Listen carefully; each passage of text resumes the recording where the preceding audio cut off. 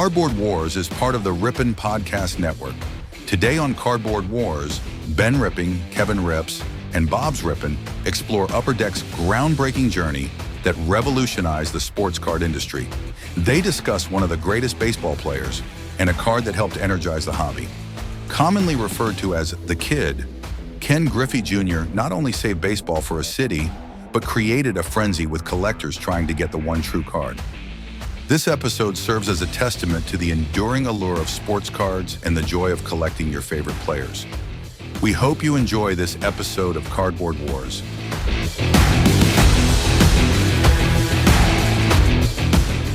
It's 1989 in Anaheim, California, which reminds me specifically of two things. Number one, this here's a jam for all the fellas trying to do what those ladies tell us. Get shot down because you're overzealous. Play hard to get females get jealous. Okay, smarty, go to a party. In 1989, Young MC released Bust a Move. But that wasn't the most important thing that happened, because also in 1989, a new company was jumping in to the hobby. A company that was daring to dream bigger and build something a little bit different than the competitors. They weren't just printing the standard baseball cards. They wanted to reimagine the hobby in itself. Premium cards, sleek design, a hologram that sparkled like the future itself in front and center, card number one. Not a veteran, not a safe bet, but a kid, a teenager with a swing smoother than silk. His gold chain was glinting. Confidence was dripping from every piece of the photo on card number one. His name, Ken Griffey Jr. And the pitch to Jr. on the way. Swing and a fly ball hit to deep right center field. That baby is going to be fly away. The old-time religion lives. Junior does it. A two-run home run. And we are tied at 3-3. My, oh my. Magic is back at least. And this was his rookie card.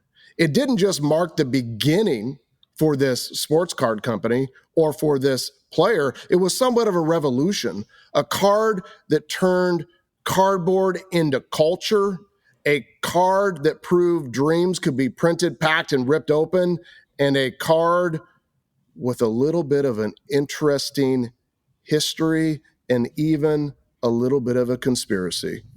Only $2, Ben, you could get your hands on one of these things at a card shop back in 1989. This year, though, 2025, PSA 10s, I think, Kevin, the recent one sold for $4,000. Now, this card itself, not rare. Millions exist. But it's iconic, gentlemen. It's got status. It's maybe the Mona Lisa of card collecting. There's no doubt about that, Bob.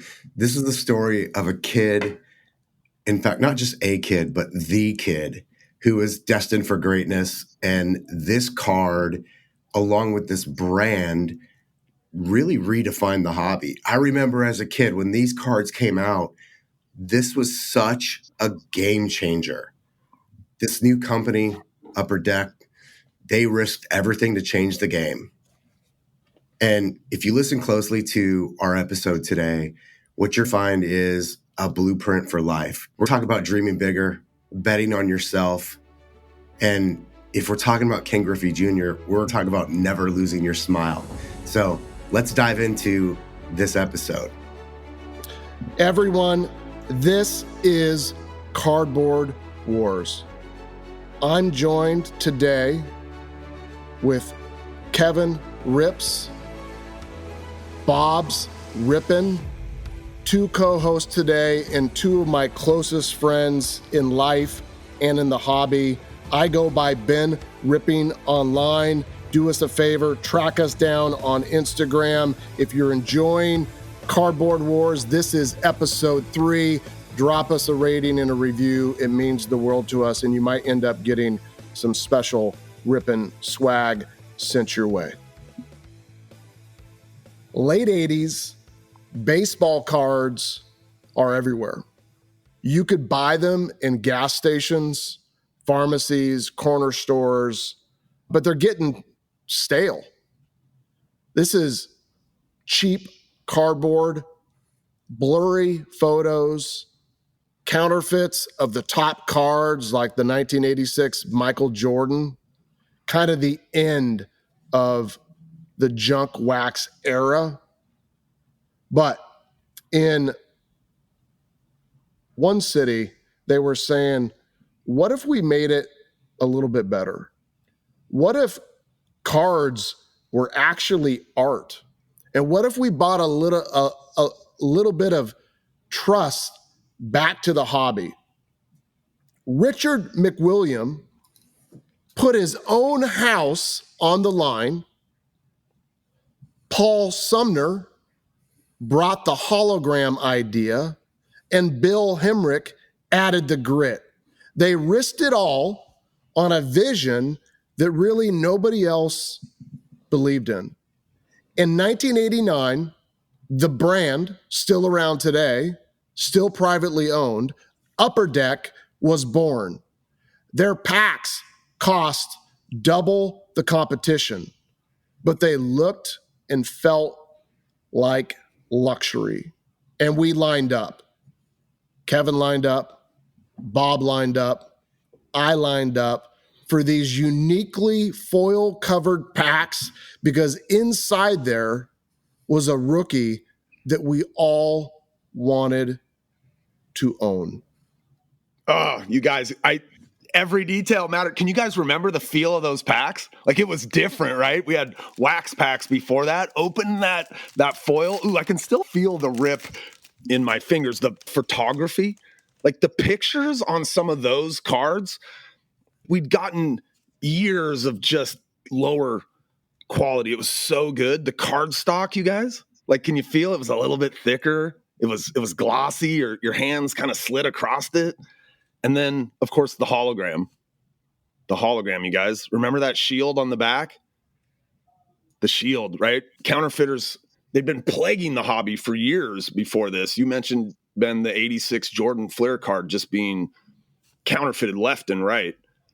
Man, within weeks, guys, they were sold out. Within months, it was a phenomenon. Within 3 years, $100 million in revenue from this little upstart card company from California. All because they didn't think that what was happening already was good enough. They wanted to make it better. And their master stroke, their genius move was card number one. Again, this is a kid who hasn't, not just a kid, this is the kid, hadn't even played a major league game yet, but Upper Deck saw his potential. I think they saw not only what they wanted to represent in the industry, but what the kid himself represented or was going to represent to the game. And they bet on it. They believed in him. And what happened is this ended up defining like a new generation of cards, players, collectors, and fans. I'm trying to keep a straight face right now because I just heard Kevin Ripp say the word masterstroke live on a podcast. Think about that. Everybody was playing it safe in the hobby, but not Upper Deck. They had some idea that Kevin calls a masterstroke. They chose as their card number one somebody special, a kid with the smile. They were betting on the future, and in doing so, they taught us some lessons. Sometimes the boldest risks are the path to building something amazing. In 1990, Upper Deck became the first card company to randomly insert autograph cards into packs, starting with a player we all know and love, Reggie Jackson.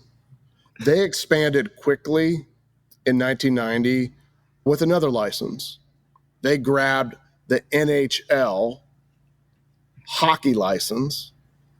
They grabbed basketball in 1991, and they started expanding into football also in 1991. And they pioneered something else, which is still around today in the hobby, which is game-used memorabilia, rookie patch autos, pieces of jersey. Now today you can find shoe leather and batting gloves. Risk actually paid off for Upper Deck. They brought in $1 million in their first week and became this massive powerhouse in the hobby. And then in the 90s, they ventured into something else. That's right, Ben. Upper Deck ventured into comics and entertainment cards, even Michael Jordan's golf line. There was non-sports stuff, Marvel and Disney. They started signing exclusive deals with, I think the big one that we all think about is Michael Jordan, but Wayne Gretzky was also one of them. And then right after that, though, that's when the legal trouble started coming. Major League Baseball sued them in 2005, I believe, over the unlicensed use of logos. They had a 2009 settlement, and at that point, in 2010, they lost their license for Major League Baseball. So I think they pivoted to some non-licensed baseball products and focused on the autographs and memorabilias without team logos, because that's what gotten them in trouble before, and strengthened their ties with the NHL. And still to this day, Upper Deck has the license on NHL cards. So that's been something that's kind of brought them along as they've lost some of these other licenses, the PGA Tour. And then they've focused on some newer markets, UFC, for example. One of the co-founders, McWilliam, would go on to pass away in 2013, but the company seemingly, and they're privately held, so you can't always get all the records online, but they've soldiered on under that remaining ownership and led by a collector, and I'm going to butcher his last name here, but Jason, we'll just call him Jason M, since 2020. When I think of impactful card sets from Upper Deck, and feel free to chime in, guys, anything that come to mind. But, the 1989 Upper Deck baseball, obviously one they started with. Tiger Woods rookie year Upper Deck golf box, which I think came out in 2004. And they rolled out one of the most valuable card sets that's ever been created, which was called Exquisite. And Exquisite, when they launched, had some of the biggest cards that you've ever heard of: LeBron autos, Kobe autos, Jordan autos. The 2003 box of Exquisite could go for $40, $60, $80,000, and unopened sealed cases could go for $500,000. It's crazy.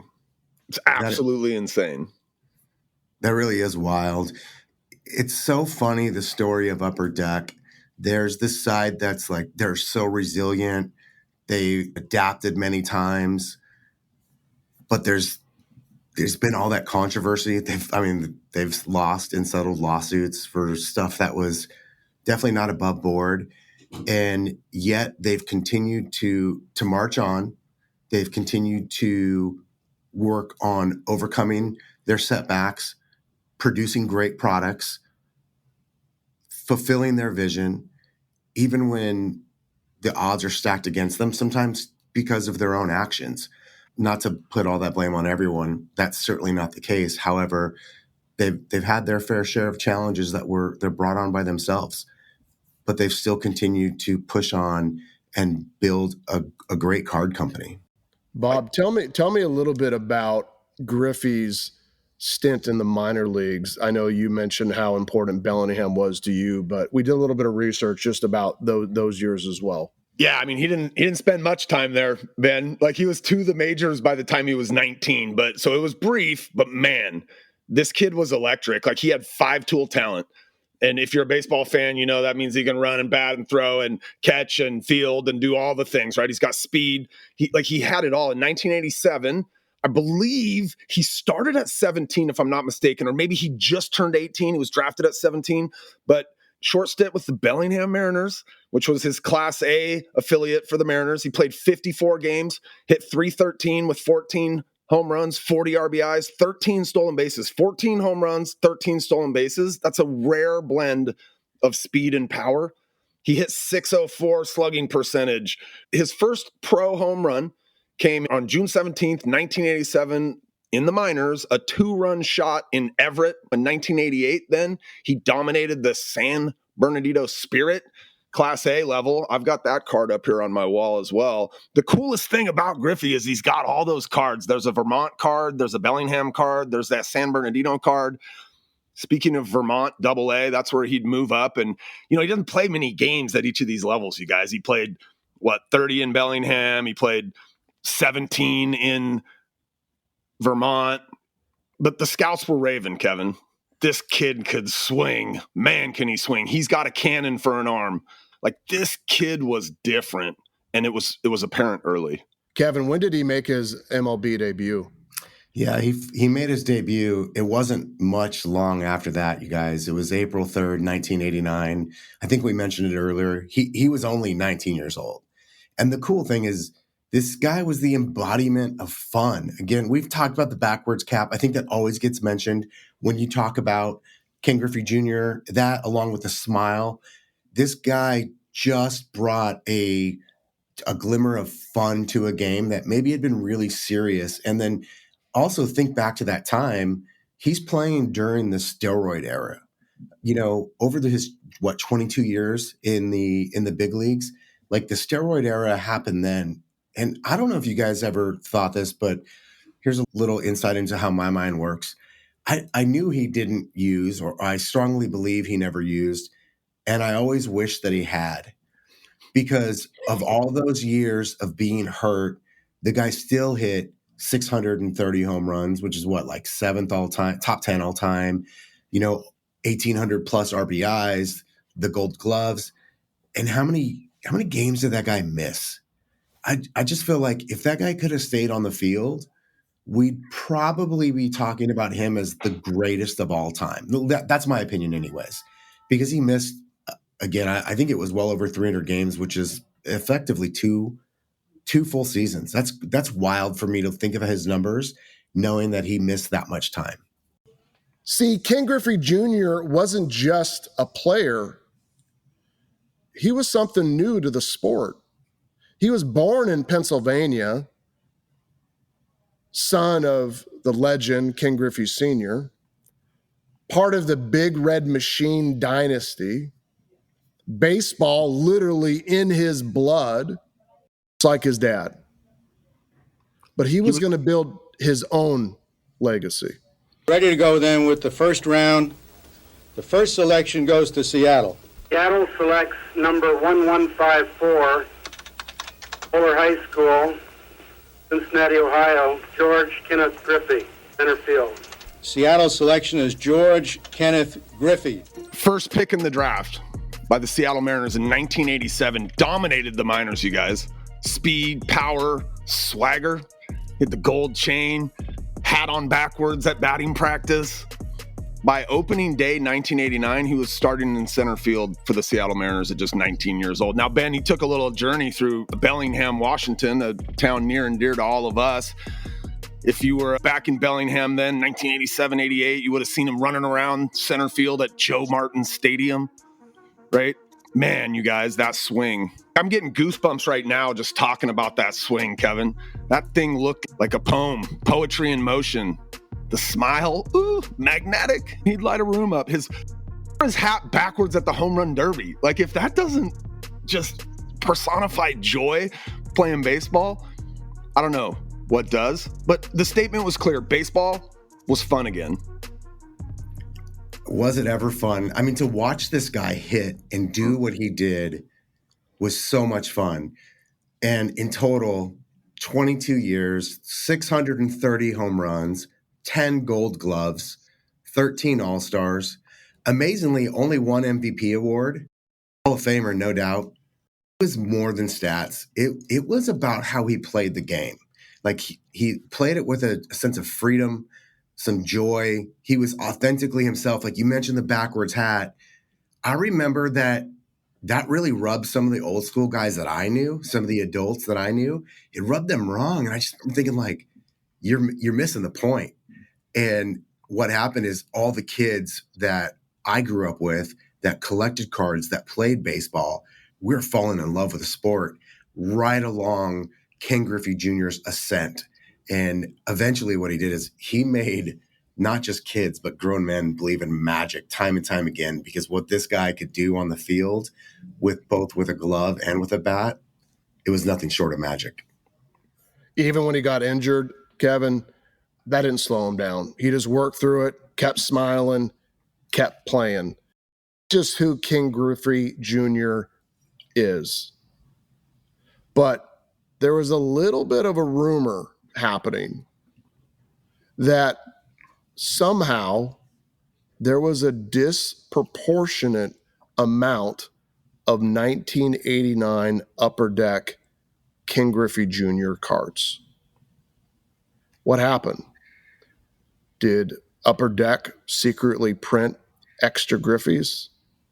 Were there replacement sheets stacked with nothing but Ken Griffey Jr. cards? Part of that rumor comes from the fact that that was card number 1 in the set. And so if you think about how those cards would have been printed off, it was in the very top corner of the sheets they would print. And so a lot of collectors would receive them and they would have damage on them. And so early on, there was a lot of people sending that card back and Upper Deck would replace it. And rumor has it that an executive acknowledged the fact that so many of these Griffey cards were being sent back because they had that top corner damage that they were printing full sheets of just Griffey cards. Now, never been verified. Nobody's ever seen one in the wild.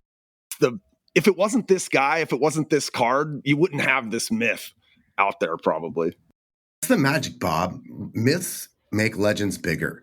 I mean, when you take everything that we've talked about so far today, and the kid and his career and what he was doing and these rumors that were swirling about Upper Deck and what they were doing with this card, we actually don't know how many versions or how many times this card was printed, right? Maybe there's 1 million, maybe there's 2. We don't actually know. But here's what we do know, and this is what matters. It's the story. It's the aura of this card. Right. I think it was you, Bob, that said this is like the Mona Lisa. I would say this is the Mona Lisa of the junk wax era. There's no doubt about it. This one card inspired belief and not just collectors, but fans and athletes for an entire generation. We understand that scarcity creates value, and this card truly was created toward the end of the junk wax era. And there's a reason why this card is not $1 million like so many other rookies of equal caliber players, because there's just so many actually printed. And we don't know if there was hundreds of thousands or millions printed, but we do know that a lot of us kept this card for the last 30 years locked away, just wondering if at some point was this going to be a down payment on a house or retirement or something that we give to our kids. This actually kind of ended, and when the card world blew up, the bubble popped, and many cards that were made in the 80s just became worthless. Only a few survived with actual value. This card was one of them, Ben, right? It survived. Like, why though? I don't know. He was real, you guys. And more than anything, back to that set and look at some of the other guys that were in that set that a lot of us stocked away. But the reason that it all worked out is because he became the guy. He became the guy. That's ultimately why this survived. If Ken Griffey Jr. had hit 200 his entire career and was out of the majors in 4 years, this card wouldn't be the card, right? It's that card because he delivered. With a 3-1, Griffey swings, there it goes, long fly ball, right field. It is a number 600 for Ken Griffey Jr. Ken Griffey Jr. ascends to a position that only 5 others have gone before him. Barry Bonds, Hank Aaron, Babe Ruth, Willie Mays, Sammy Sosa, and put Ken Griffey Jr. in that group right there of those who in the great history of this game of Major League Baseball have reached the 600 home run mark. The lesson, guys, bubbles burst. And even though there's ups and downs, there's bubbles that can blow up. True greatness, it never goes out of style, and it always survives in the long run. After his rookie year, Griffey blew up. Like, he was just part of our culture for those of us that grew up listening to Oasis, throwing out words like master stroke. We were playing video games, and Griffey was on there. He was on commercials. He was on billboards. He was on posters. Even if you didn't follow baseball, you knew who he was because he brought a level of swagger, and he brought kids back to the game of baseball. He was making sports pretty cool again. Decades later, and this card still carries weight, you guys. And again, it's not because it's rare. It's because it represents that feeling that we all had when we opened that tinfoil pack, right? And you were lucky enough to get the Griffey. Joy, it's pure joy. It's the smile he's got on his face. I have a confession. Okay, what is it? This is what Ben was just about to tell on me. For Bob, I've been through 2 boxes of 89 Upper Deck this year looking for this card, and I'm for 2 boxes. I have a third box at home, still wrapped. I'm just going to be happy with the Griffies I already have and not pull any more from packs. I can't take that loss again. Is that what you were going to tell on me? No, but, Ben Rippin, who loves Rippin wax, opened up a box of 1989 Upper Deck with Kevin on the phone, and I pulled 2 Griffies, 2 Griffies. In your face. In your face. Funny enough, I sent them to PSA, and they came back wrong size, would not grade, which is infuriating to me. I have no idea why, but apparently my fresh wax pulled cards were not. Yours must have came off of one of those Griffey sheets that had all Griffies on them or something. I don't know. Yeah, that's crazy. They're not gradable. Actually, Kevin, what I was going to say was when we were driving the U-Haul truck back from our storage find in Northern California, there was a handful of Griffies and that we dug out of there. How many did you end up with? There's 6 that I've found so far. That's pretty incredible. Just aren't defined by scarcity like we think of most of these cards these days, where it's a 1 of 1 or a 1 of 5 or whatever the super short prints are. That's not the only way that they're defined. In fact, legends are defined by impact, not by scarcity. I'm from Seattle, and so I got to grow up going to the Kingdom and watching Ken Griffey Jr. He saved baseball in Seattle. Like, as a Seattle Mariners fan, Ken Griffey Jr. in 1994, the team was literally on their way to Anaheim. And Griffey and Edgar, like, those guys saved baseball in Seattle. And that Dave Niehaus call, I'm getting goosebumps just thinking about it, with them beating the Yankees and Edgar hitting a double and Griffey sliding into home. A base hit into the gap, and they could win it with Junior speed, the stretch. And the 0-1 pitch on the way to Edgar Martinez. Swung on and lined down the left field line for a base hit. Here comes Joy. Here is Junior to third base. They're going to wave him in. The throw to the plate will be late. The Mariners are going to play for the American League Championship. I don't believe it.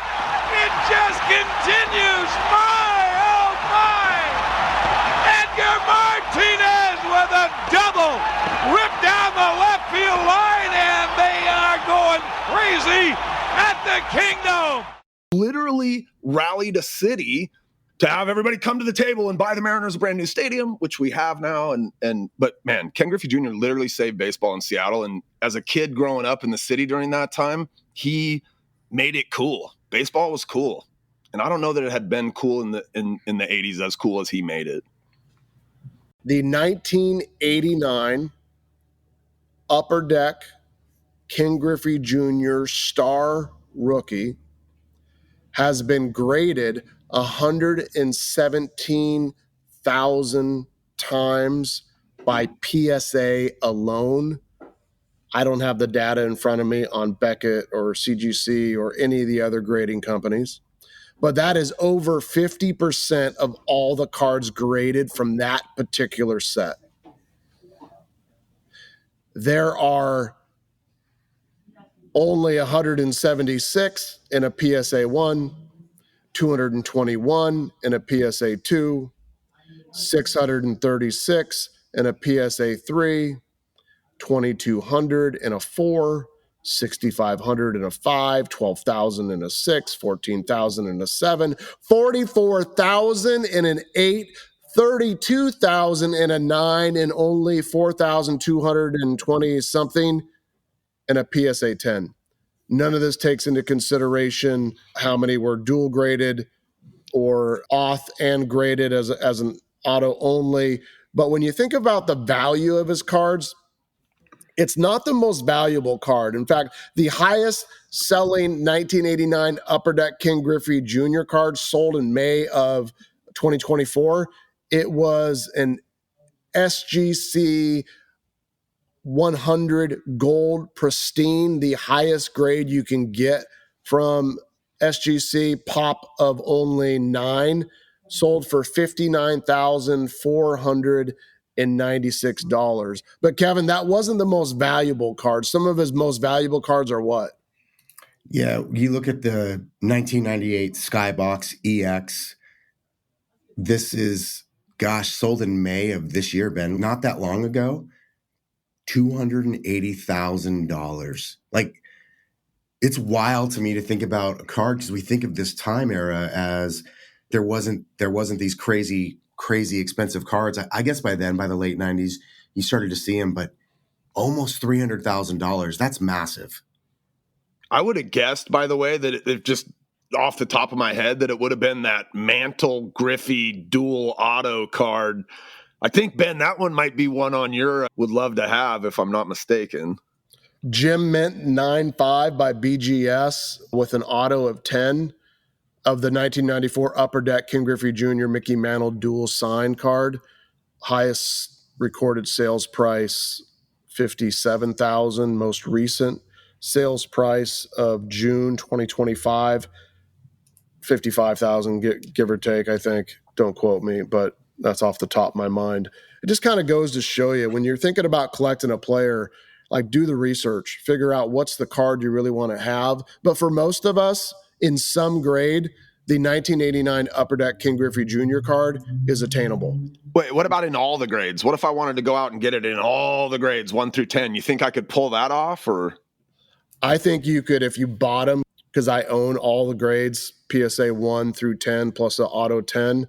I think you could be all in for 10,000 of trades or purchase. That's what it would cost you to own the Rainbow, would be my guess.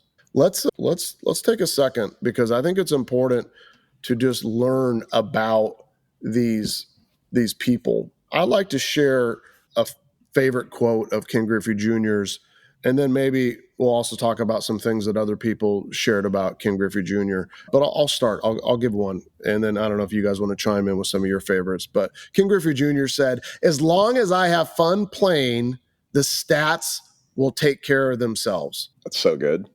That's so good. One of my favorites that I dug up is confidence is how you go about your business. Cockiness is when you have to explain it to somebody. Like, I just think that's so good because he wasn't a talker. He didn't have to go out there and tell us how good he was. And that was part of the draw of him. He was just having a good time. But when you watched what he was doing, like, he had a right to be confident.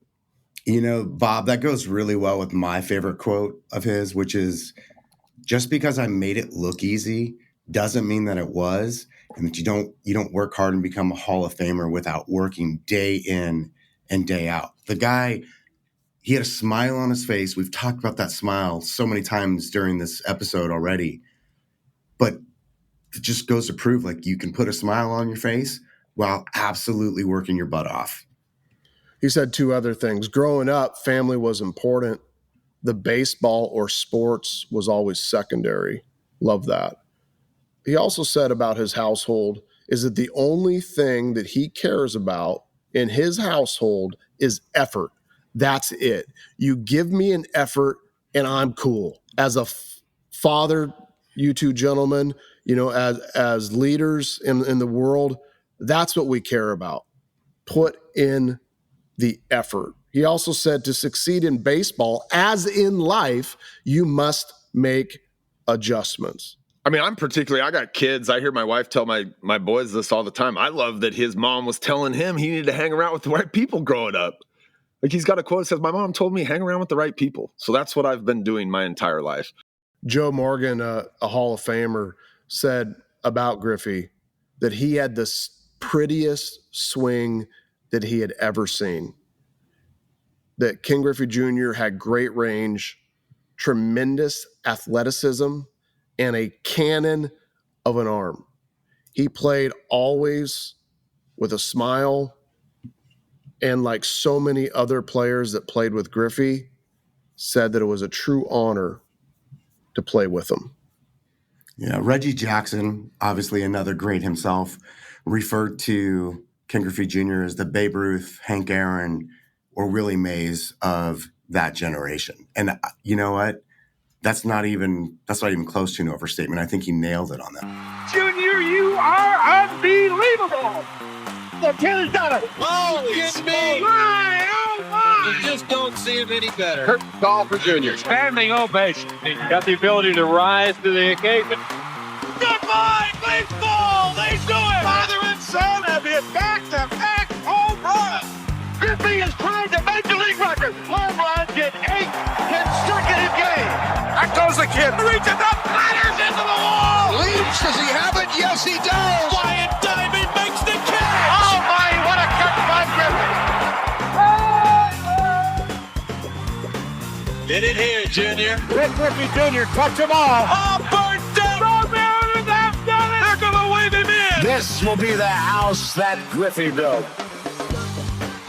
The all-time religion law. Junior does it.